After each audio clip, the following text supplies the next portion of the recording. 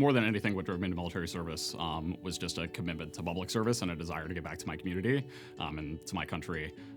I've benefited, I think, so much in my life from sacrifices that other people have made on my behalf, whether that's my family or people in my community in Arkansas.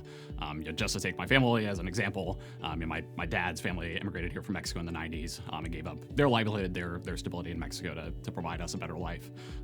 My mom has worked ridiculous hours really throughout my life to try to make ends meet. I wanted to pay those sacrifices forward in some way. I think in many ways I really have lived the American dream, and I felt like I had an obligation to kind of give back in some way to my community and to my country.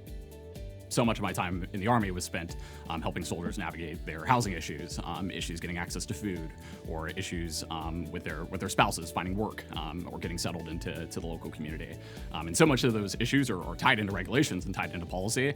It's easy, I think, to lose sight in the ways in which they impact real families and real people. Anytime I think I'm losing sight here at the law school of how the issues matter, there's a person or there's a soldier or somebody I can remember from my service who I can attach to, and there's a face, I think, and a name that I can put to pretty much all the issues.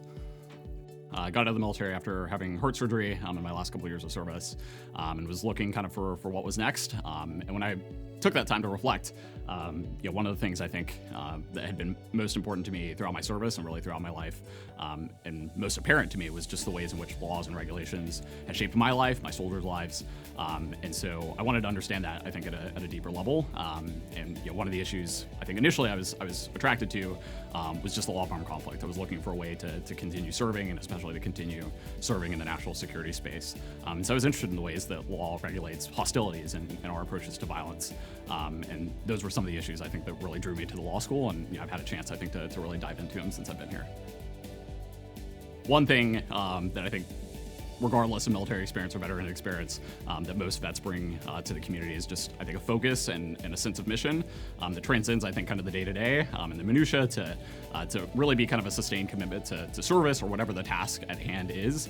I've been continually impressed and really blown away by my veteran classmates who, I have a friend who works in the clinic, is basically working a full-time job in the Veterans Legal Services Clinic here, probably puts 40 to 45 hours a week into clinical work because he's passionate about the mission. And I think that's, that kind of work ethic and that kind of focus is something that comes from the military. I'm headed back home to Arkansas, where I'm planning to practice initially, and then to clerk.